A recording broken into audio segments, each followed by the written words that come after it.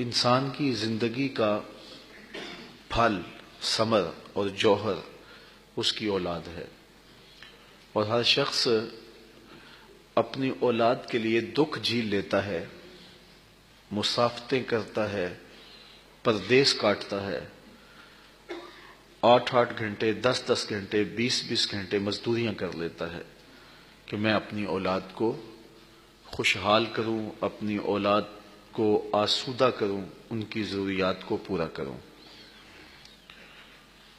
لیکن اگر ان کی اخلاقی تربیت، ان کی مذہبی تربیت، ان کی دینی تربیت نہ ہو سکی تو پھر ہم نے بہت بڑا نقصان کر لیا۔ مجھے ایک عرب شاعر اور دانشور ابو الاسود الدؤلی یاد آئے۔ وہ کہتے ہیں اپنی اولاد کو کہ میں نے تمہارے اوپر احسان کیا، تمہارے پیدا ہونے سے پہلے بھی اور تمہارے پیدا ہونے کے بعد بھی۔ تو اولاد نے سوال کیا کہ ہمارے پیدا ہونے سے پہلے ہمارے اوپر آپ نے کون سا احسان کیا ہے؟ بعد کے احسانات تو سمجھ میں آتے ہیں۔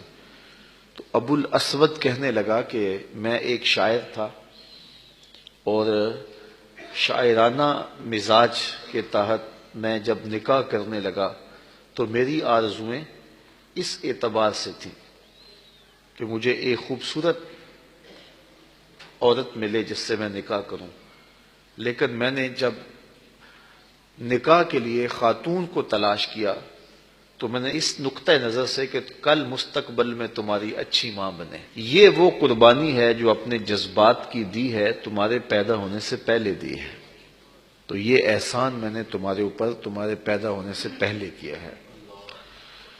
حضور علیہ السلام نے ارشاد فرمایا کہ جس کا اخلاق اور جس کا دین تمہیں پسند آ جائے اس سے اپنی بیٹی کا نکاح کر دو۔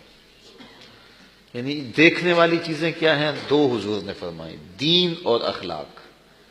یہ اگر تمہیں اچھے لگیں کسی شخص میں تو اس سے اپنی بیٹی کا نکاح کر دو۔ تو لیکن ہمارے ہاں دولت دیکھی جاتی ہے، سٹیٹس دیکھا جاتا ہے، ہمارے ہاں اور بہت ساری چیزیں دیکھی جاتی ہیں۔ اسی طرح عورت میں فرمایا کہ عورت سے نکاح کیا جاتا ہے لمالہا، اس کے مال کی وجہ سے، لے حسنہا، اس کے حسن و جمال کی وجہ سے، لے حسبہا، اس کے حسب و نسب کی وجہ سے، لے دینہا، اس کے دین کی وجہ سے۔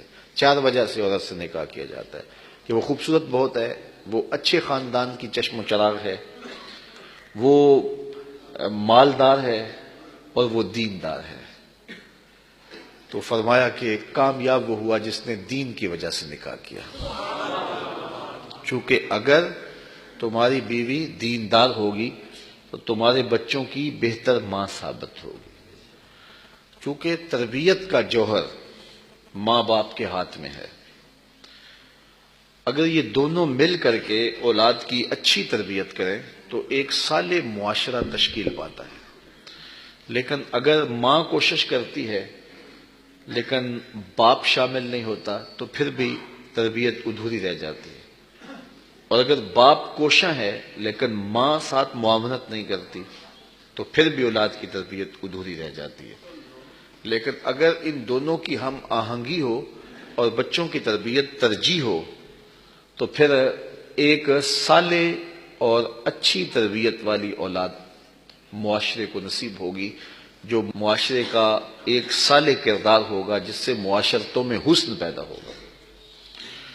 تو ہمیں اسلام نے جب بچہ پیدا ہوا، اس معمورہ ہستی پہ اس نے قدم رکھا تو سب سے پہلا حکم نامہ یہ دیا کہ اس کے کان میں سب سے پہلی آواز اللہ کی بڑائی کی پڑنی چاہیے کہ اللہ سب سے بڑا ہے۔ اس کا ایک فائدہ تو یہ ہے کہ جب اذان پڑھی جاتی ہے تو شیطان بھاگ جاتا ہے۔